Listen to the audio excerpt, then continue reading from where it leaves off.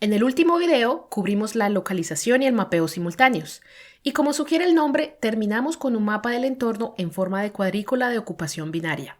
Para este video exploraremos algunas de las formas en las que podemos usar un mapa como este para la planificación del movimiento, es decir, encontrar una trayectoria a través de este entorno que conecte el estado inicial de un robot con algún estado objetivo. Vamos a cubrir brevemente lo que significa la planificación de movimiento y cómo podemos usar un gráfico para resolver este problema de planificación. Y luego cubriremos dos enfoques populares para crear ese gráfico: algoritmos basados en búsqueda como A estrella y algoritmos basados en muestreo como RRT y RRT estrella. Creo que este video establecerá una comprensión básica de cómo podemos usar gráficos o grafos para planificar una trayectoria a través de un entorno conocido. Y es algo que puedes aprovechar a medida que aprendas más sobre estos métodos de planificación. Entonces espero que te quedes. Mi nombre es Marielena Gavilán, soy ingeniera de Mathworks y hoy voy a presentar la traducción al español del contenido de charlas técnicas de Brian Douglas. Ok, queremos encontrar un camino desde una pose inicial hasta una pose objetivo. Si hablamos de un robot que se mueve por el suelo, pueden haber tres estados que conforman su pose: su ubicación XY y su orientación. Una ruta es una secuencia de estados de pose que conectan suavemente el inicio y el objetivo. La determinación de esta secuencia se denomina planificación de ruta. Ahora bien, la planificación de rutas es solo un subconjunto del problema más amplio de planificación de movimientos. Con la planificación del movimiento, no solo nos preocupamos de la secuencia de poses, sino también de sus derivadas, como la velocidad, la aceleración, la velocidad de rotación, etc. Entonces, con la planificación del movimiento, intentamos dictar con precisión cómo se mueve el robot en el entorno.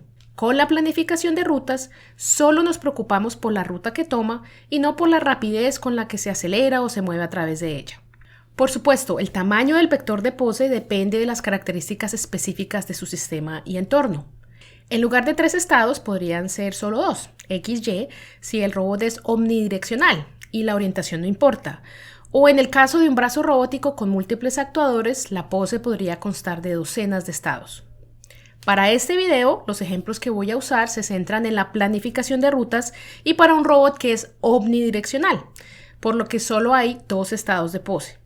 Esto simplificará la explicación y con suerte podrás ver que estas técnicas se pueden extrapolar a sistemas de más dimensiones. Muy bien, comencemos con un mapa simple similar al que generamos en el último video. Es solo un rectángulo. Supongamos que la pose inicial está aquí y la pose objetivo está aquí. Una solución de distancia mínima se puede resolver directamente conectando el inicio del objetivo con una línea recta siempre que no haya obstáculos en el camino. Si el robot avanza por este camino, llegará a la meta en la distancia más corta posible. Ahora bien, resolver analíticamente el camino más corto como este es trivial para nuestro entorno simple, y este tipo de solución podría funcionar incluso en entornos con algunos obstáculos y limitaciones. Pero para muchos problemas, los obstáculos y la dinámica del sistema son demasiado complejos para generar analíticamente una solución óptima. Entonces lo abordamos resolviendo el problema numéricamente. Y como dije al principio de este video, nos centraremos en métodos basados en gráficos o grafos para encontrar numéricamente el camino con la longitud más corta. Antes de entrar en cualquier algoritmo en particular, permíteme mostrarte la idea general detrás de las soluciones basadas en grafos con este simple mapa. Los algoritmos basados en grafos o gráficos funcionan discretizando el entorno, es decir, dividiéndolo en puntos o nodos discretos y luego encontrando la distancia más corta hasta el objetivo considerando solo estos nodos. Abordemos este problema de forma aleatoria. La ubicación inicial es el primer nodo de nuestro grafo y tiene un costo de 0, ya que ya estamos allí. Entonces pondré un 0 dentro del nodo. Luego podemos movernos en una dirección aleatoria y colocar un nodo en el grafo en nuestra nueva ubicación. El borde entre nodos es la distancia que viajamos y el costo de llegar a este nodo es la longitud de ese borde. Ahora damos otro paso en una dirección aleatoria, colocamos otro borde y el costo de este nodo es un total de 3 unidades. Podemos seguir haciendo esto en una especie de paseo aleatorio hasta llegar a la meta. El costo de este camino aleatorio en particular es de 10 unidades. Hemos encontrado un camino que funciona, aunque definitivamente no es el camino más corto. Entonces podemos comenzar de nuevo, dando un nuevo paso aleatorio, agregando un nodo y conectándolo con un borde y registrando su costo.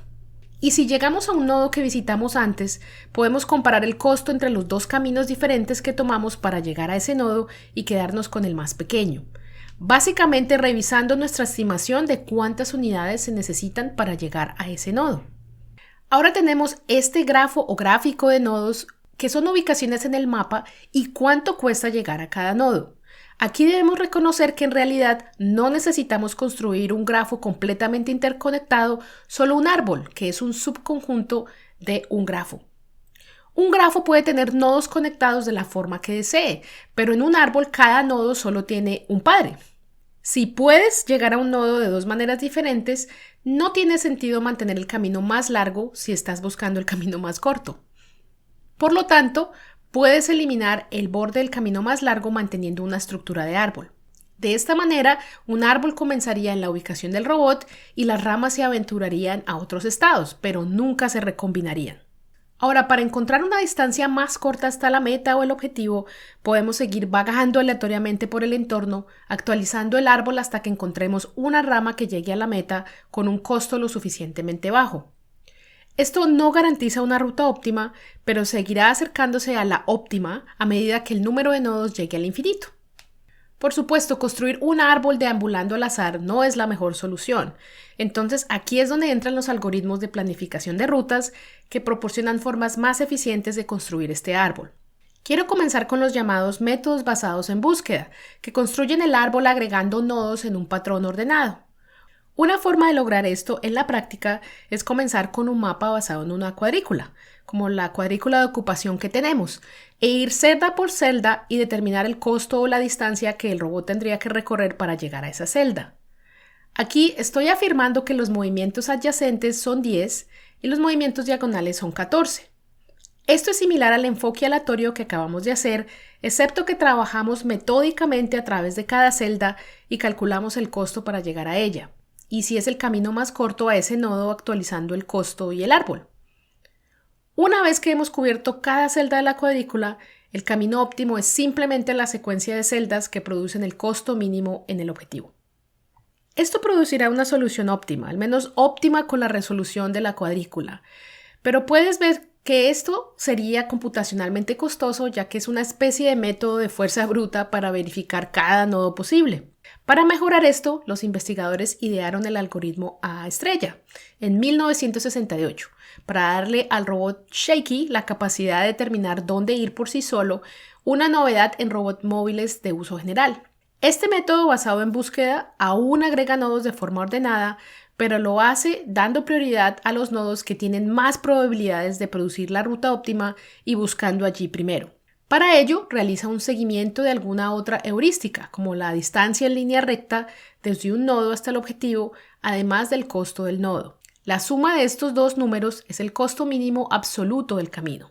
Si hubiese una línea recta hacia la posición objetivo, entonces podrías imaginar cómo la longitud total del camino para este nodo sería 48. Ya hemos recorrido 10 y nos quedan un mínimo de 38. Por lo tanto, se debe dar prioridad a este otro nodo, aunque su costo actual es de 14, dado que existe el potencial de que solo falten 28 más para un total de 42. Así que tiene sentido seguir intentando este camino. Entonces, de esta manera, A estrella nos permite buscar a través de los nodos de una manera que nos llevará a la meta sin tener que agregar necesariamente todos los nodos a nuestro árbol. De hecho, una vez que llegamos a la meta, sabemos que tomamos el camino óptimo, ya que cualquier otro camino tendría un costo más la distancia a recorrer que es mayor que el camino que encontramos.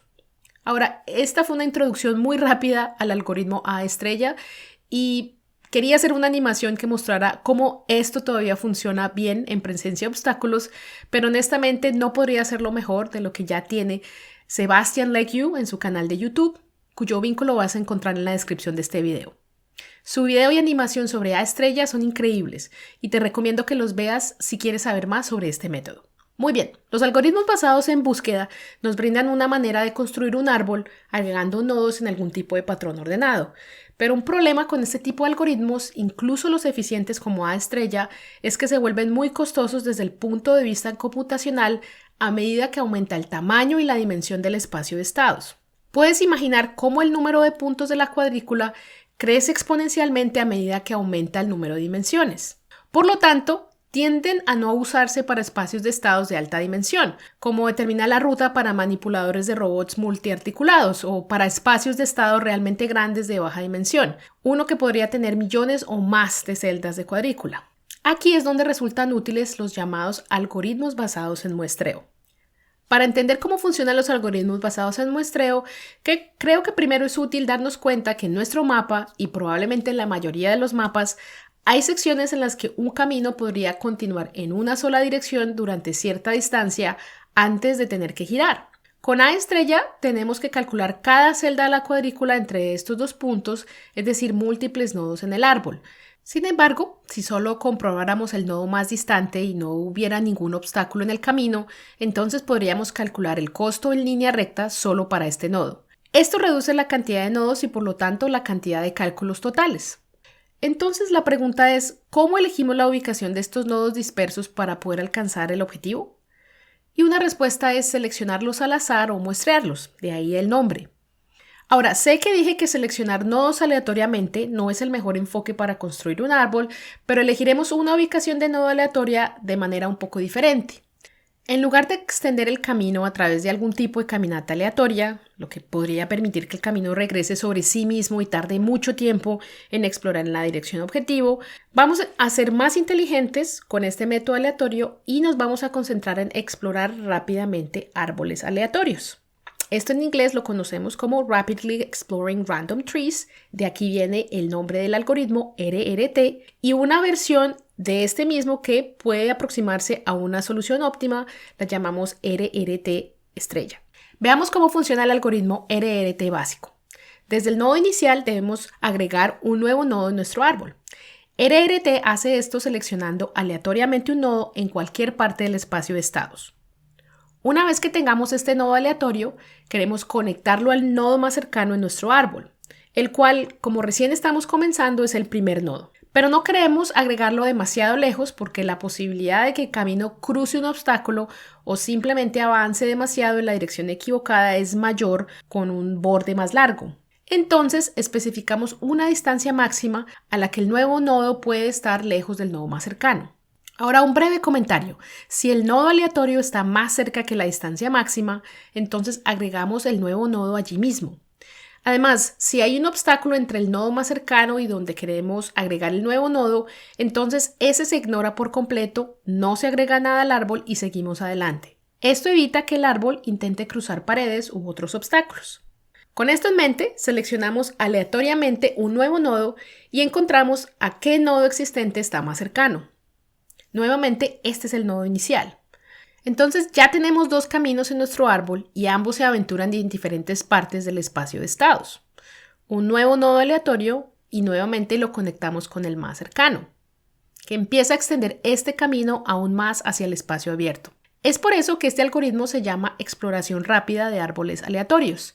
Cuando hay grandes áreas inexploradas como la nuestra, hay muchas posibilidades de que se seleccione un nodo aleatorio en esa área. Esto tiene el efecto de agregar nuevos nodos en lugares que hacen que los caminos se aventuren rápidamente en áreas inexploradas al principio, por lo tanto se exploren rápidamente. Y un nodo aleatorio que está en una dirección opuesta al objetivo no afecta al camino que va hacia dicho objetivo, ya que un nodo diferente sería el más cercano. De esta manera, un camino siempre avanza rápidamente hacia el objetivo y los otros se abren paso rápidamente hacia otras áreas abiertas del espacio de estados. Y luego, a medida que el área inexplorada comienza a llenarse, la selección aleatoria de nodos tiende a llenar el árbol con más ramas. Podemos continuar haciendo este proceso hasta que el camino llegue a algún umbral del objetivo. En ese punto tenemos un camino viable, aunque probablemente no óptimo, ya que este método tiende a zigzaguear a medida que avanza. Pero sí encontramos una solución, y lo que es más importante, una solución que probablemente utilice muchos menos nodos de los que hubiera sido necesarios para el A estrella, ya que los nodos pueden estar más separados. Nuevamente lo configuramos con la distancia máxima de conexión.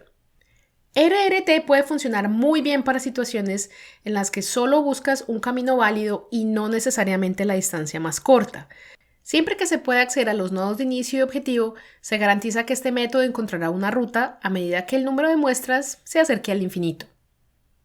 Ahora, si queremos una solución más cercana a la óptima, tenemos que agregar algunos pasos adicionales al algoritmo RRT y obtenemos RRT estrella.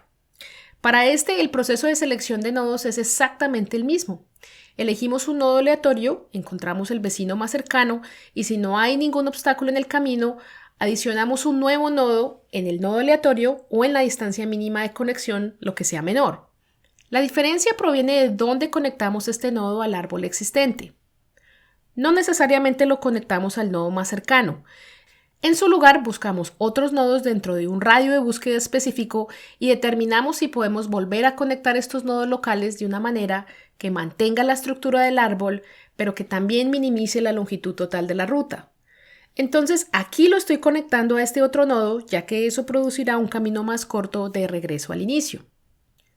Veamos cómo RRT estrella funciona con un entorno un poco más complejo. Aquí estoy usando MATLAB para realizar esta visualización y uso la función RRT estrella del Navigation Toolbox. Al principio puedes ver que está explorando rápidamente el entorno y hacerlo con solo un par de docenas de nodos. Hasta ahora no es diferente a RRT, pero déjame pausarlo.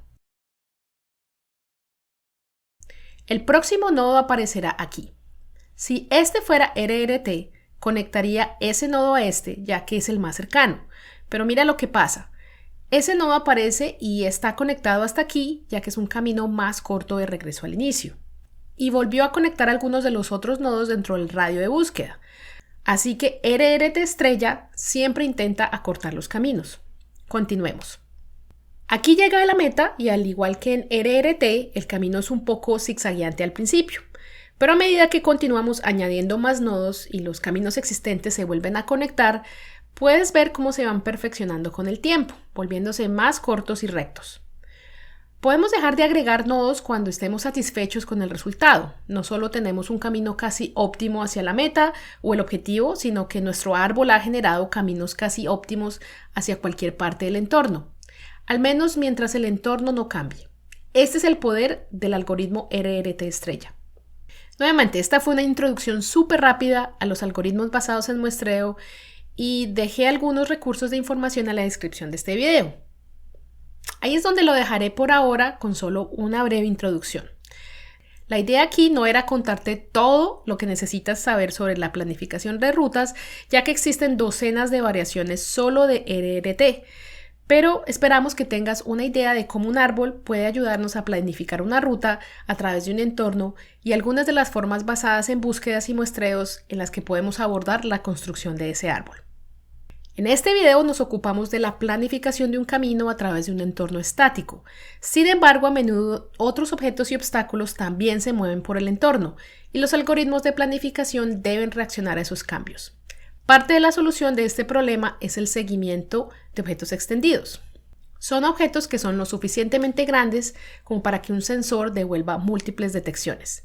Y eso es lo que cubriremos en el siguiente video.